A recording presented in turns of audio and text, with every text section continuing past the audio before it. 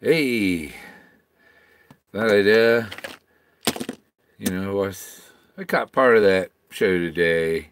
Is my, I figure I'm one of the people he considers a troll, but actually they're the trolls that crap all over my solve.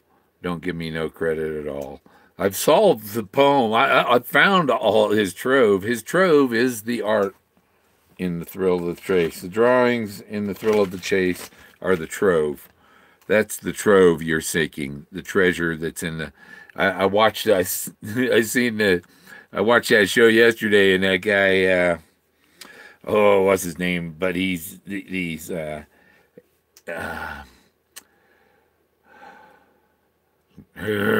wish I could remember the name of his channel. I'm gonna find it here. Dang it. Oh, it'll be in my. But anyhow, I was on the show yesterday, and he was talking about the not Patsy, the proxy. You know, big guy, bottom right, bottom right. Okay, I see a mirror, so your right is my left. This one here,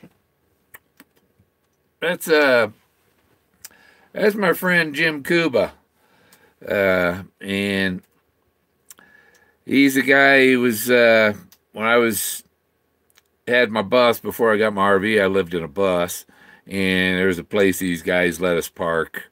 I lived in my bus. And Jim Cuba, he lived in his Lincoln. He had one of them old Lincoln town cars, you know, the big old box thing. And one day I was supposed to give him a ride to the bus stop, stop that would have taken him to Eugene from Florence on the coast and in Oregon. And it wasn't at his car, you know. He lived in his car, so it's, you know. So he wasn't in his car. I tried calling him. His phone was in his car ringing. And so I figured he was somewhere around, so I went down the trail to look for him. Because when you live in your car, you got to go out in the woods to do your business. And I looked down the trail, and there he was, laying on the ground. I thought, oh no, he's drunk again, you know. And I went over to talk to him. He couldn't stand up, and so I went back and got my wheel. I had a wheelchair because I had a broken ankle, and I got him in the chair, and I was wheeling him back over to the cars, and he slid out of the chair because he couldn't hold himself in there, and that, you know, I got him rolled over next to his car, and he went to open the door of his car, and he slid out and hit his head on and scraped some skin off his face and off his hand from his car. And he'd been exposed to radiation in New Mexico down near Roswell. They got a uranium thing there, and those people screwed him up.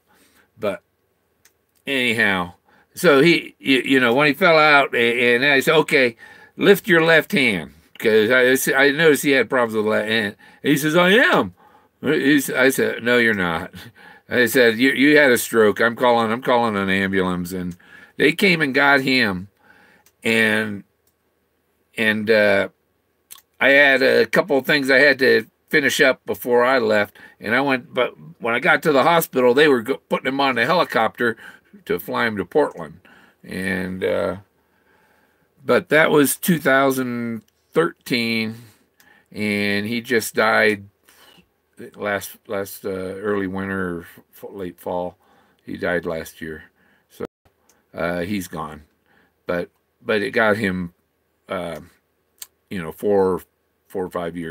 4 more years of life and time to say goodbye to his sisters and all that.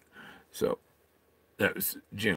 But yeah, back to the treasure hunt. Somebody, who's that big guy there? You know, so that's Jim. But anyhow, yeah, if they're unable to see, that's the brave and in the wood. You got to be, the wood means art, brave in the art.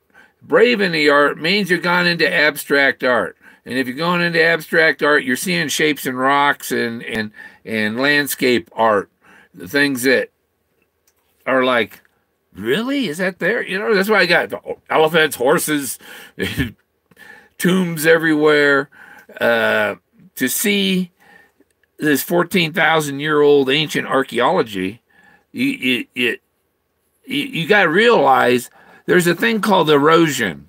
And people that have zero scientific brain, like NSA analysts and stuff like that, you know, there's no scientific brain to them.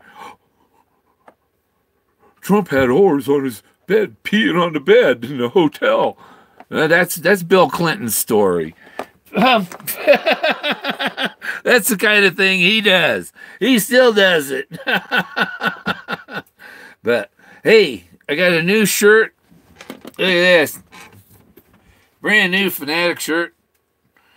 And on the back is my design of the coin.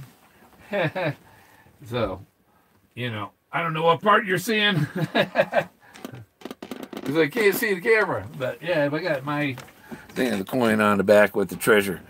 But I picked that, went down to the post mailbox and picked that up, and I got this compass on eBay. And let me tell you exactly what I paid for it, because it's it's like, geez, $8.93 free shipping. Okay, and this is the best compass I've ever had. Yeah, I've seen the ones with the little black, the double, you know, the black lids on it and stuff. But this one is the best. Look, you look through here. Let's see if we can get it. And there's your degrees right in there, inside there. That's pretty neat. And then you can sight right through this sight here and through the lines and get your bearing.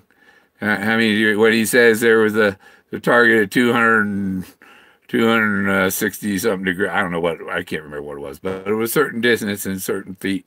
And when I found the Model A cowl, I went and I checked those angles off of I had a different compass. My other compass was tied on my backpack and it was hanging in the door of my car. And it was just one of them flat plastic clear ones. And I shut the door of the car on it. That's no good. But this one on eBay, it's Professional Pocket Military Army Geology Compass for outdoor hiking and camping. And it also is a glow-in-the-dark. So I use my ultraviolet charges it up fast. So, you know, it's a glow-in-the-dark. Does the pointer? Yeah, the pointer glows too. So, yeah, it's a glow-in-the-dark compass. It's really for less than $9. You can't even hardly ship something for $9, you know? But it's a great compass. The only thing is, I noticed the first, and I did this and I had to fix it. But when you put it in, it has a little case. And when you fold it up and you drop it down in that case, when you go to close this and go to snap it in, it pushes on that glass in there and it pops the screws out inside. And so if you put it in the case, put it in backwards and then snap it. That's what you got to do. So, but I was able to put the screws back in and it's just fine, you know. But otherwise, maybe when you get it to prevent, you might take the screws out, put a little glue in and put the screws back in. I might still do that.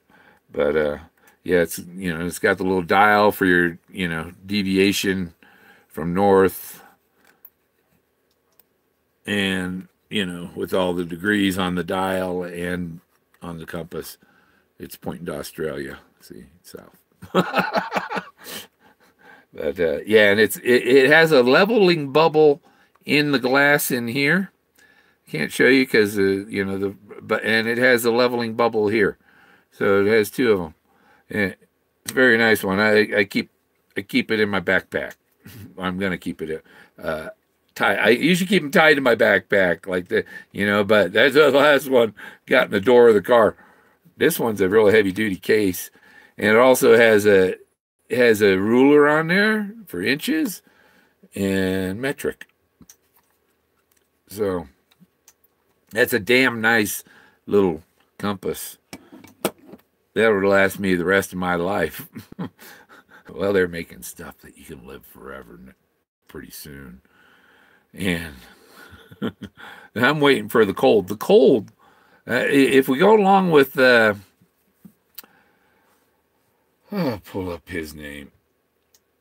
But you go along with his theory about the proxy. There's a proxy, something he's saying like a jar or a box, you know, one of the jars with a letter, a claim ticket like or something in it. But I think what the claim ticket is the art and nature. If you find all of this stuff and you find Moses, look quickly down, look at your feet. Terry Scant, don't hang out, get out of there, you're done. And then you have to wait out the cold. And waiting out the cold is waiting for Forrest for his time to be over, you know, when his time on Earth is done. Wait for his cold hands. Wait for his hands to turn cold. Wait for his blood to stop pumping, his warm waters to stop flowing.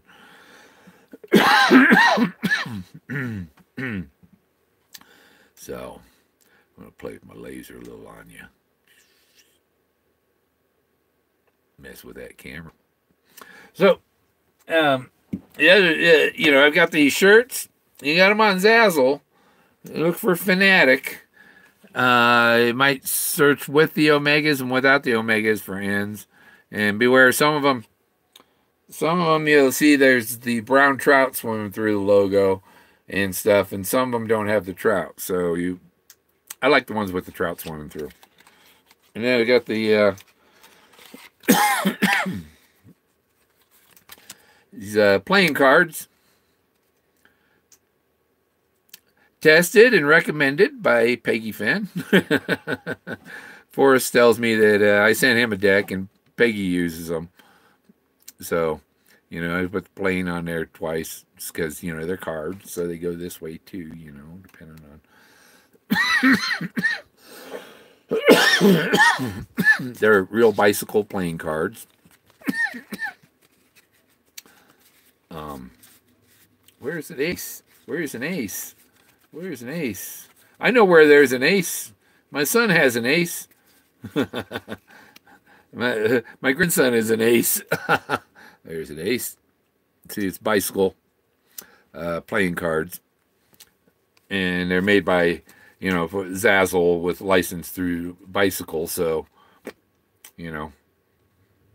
And I think copyrights are like, and patents, if you change it more than 20%, it's new.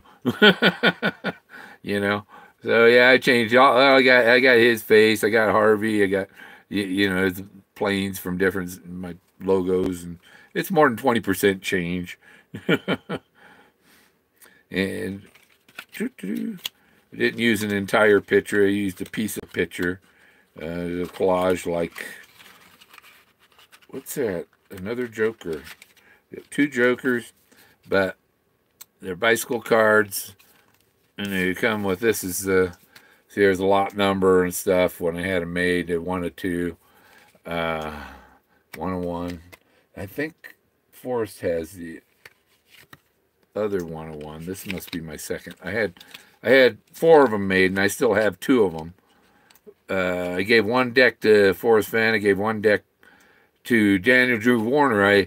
I told somebody, first person come up and see me and say hello, gets a deck of cards, and Dan came up to visit me and got a deck of cards, you know. And I got my posters shipped out yesterday to the 2 guys that won the hat trick.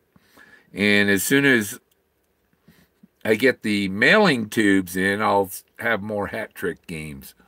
Laying flat. I have a dash mount aviator's compass for it. Yeah, I have one of those things on the dash with the ball and the bubble and thing's always stuck. It doesn't spin. But this thing, I love this thing. Works great. It's nice looking. And this is a very rugged case. And it has some type of, I can't figure out what's on there. I think it's declinations maybe for where you are on the Earth, how far north is off. That would be the logical thing to have on there.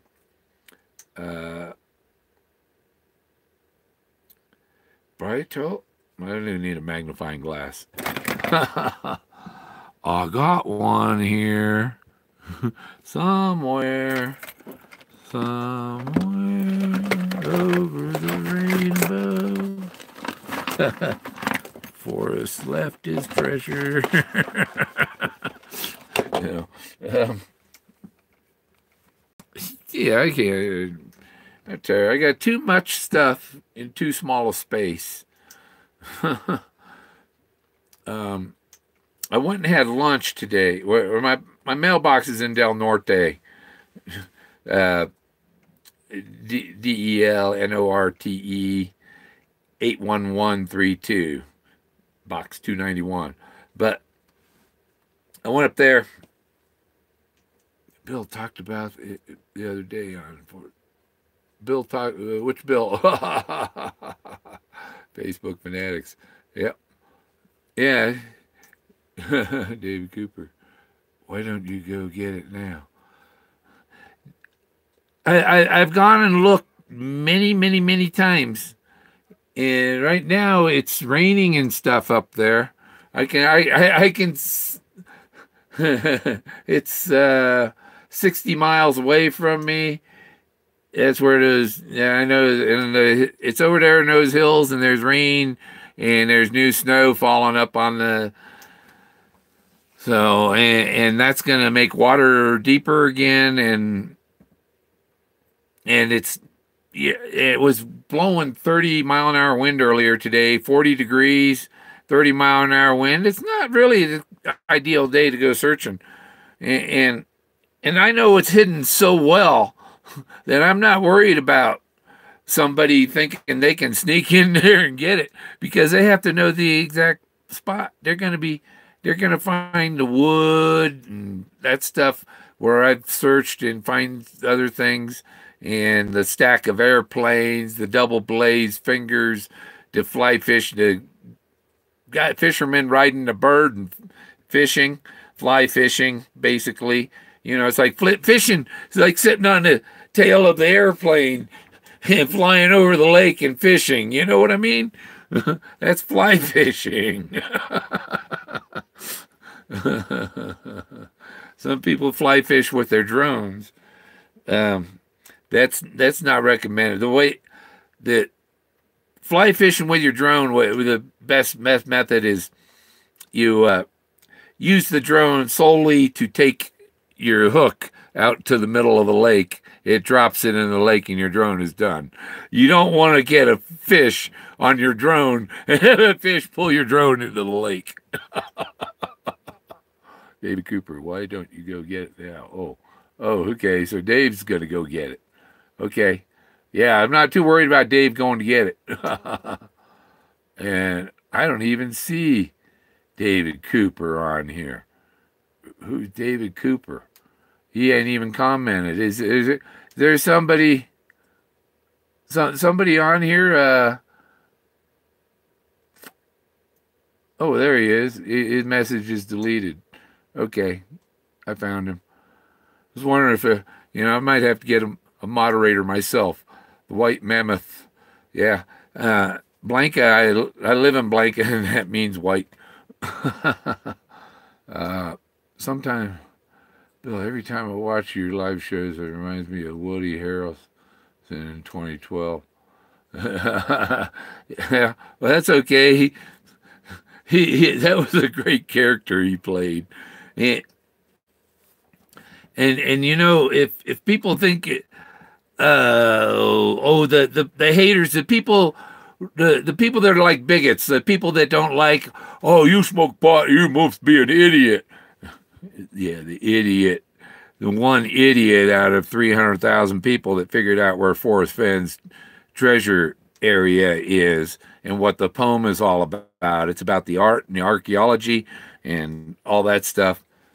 I mean, there's some stuff. The place I'm at is like how I got there and all the secrets that I still keep that I don't tell. I tell quite a few things, and I found out the home of Brown.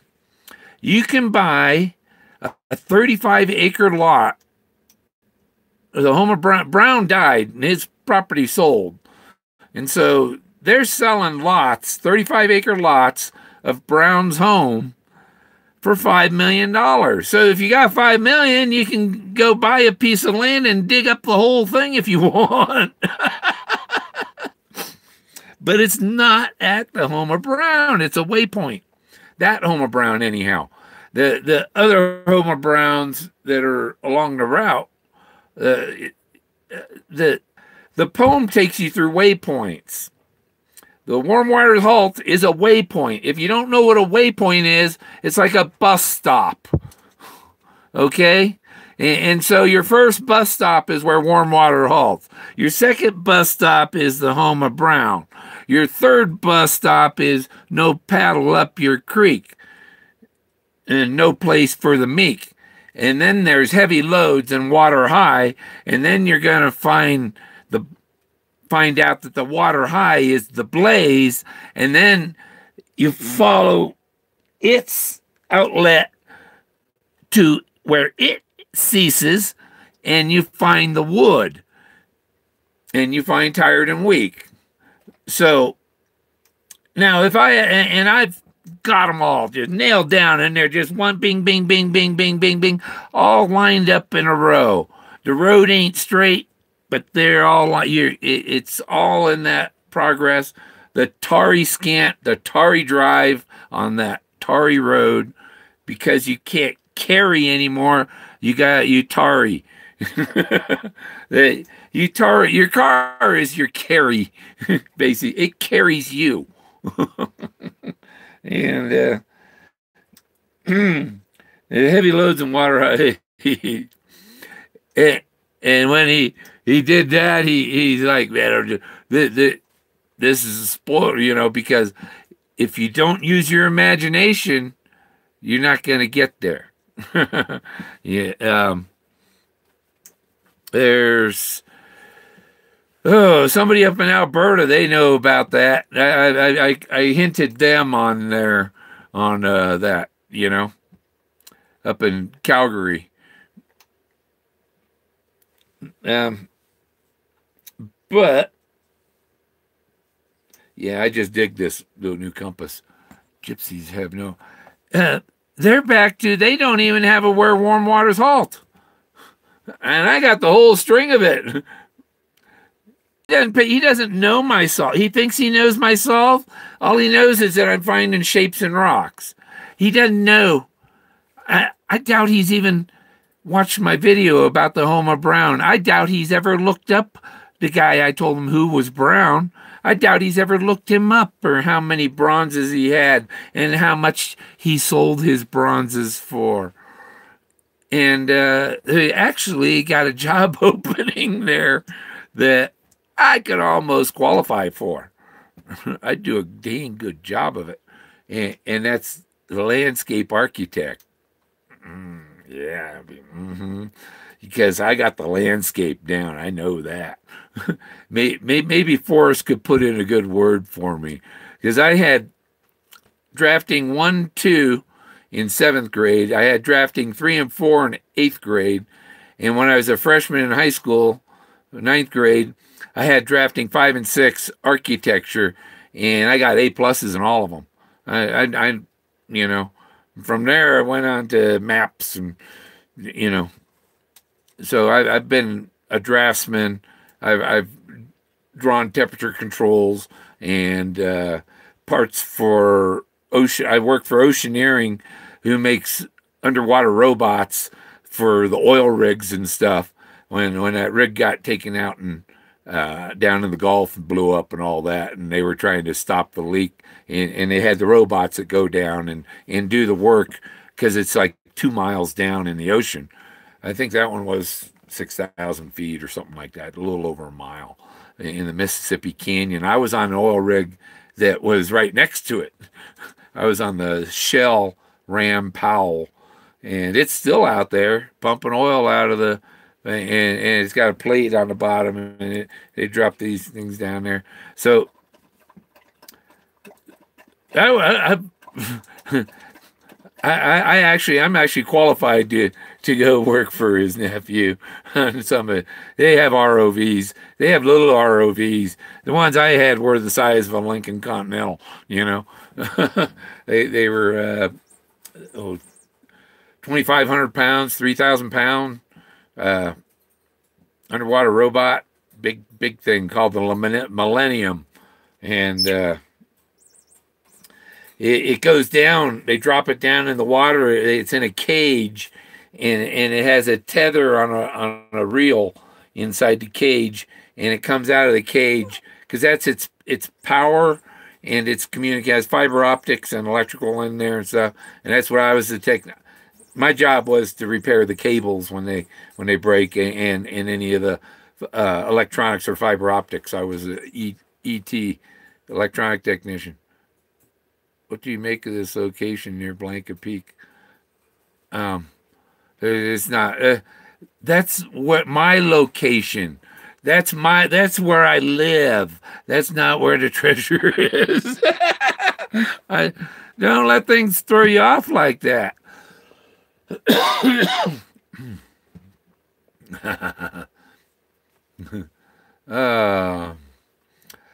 have to wait, and later on I'll pick up that and look it up on the map. I can't copy it off my phone and throw it into Google Earth. I can. How did Brown get rich on oil? No, the Brown wasn't an oil guy. They get people that own it now, I guess, are oil people. Brown was a real estate mogul or a real estate developer. Yep. All those cliff faces around there have stuff on them. You got to have a 300 millimeter Nikon to see it. You're not going to see it just standing there looking. You maybe have to have some powerful binoculars, a telescope, or a high powered camera near High Mountain Lake. Yeah, okay, yeah, yep. There's a High Mountain Lake. That is the blaze. One of the blazes. There are two more than one omega. There's more than one blaze. There's more than one wood. Wood is the word wood. Actual wood. Wood is art. You know, and all of these things are there. And so you don't want to say, well, you scratch one of them off, the art part. Okay, now you're not finding anything.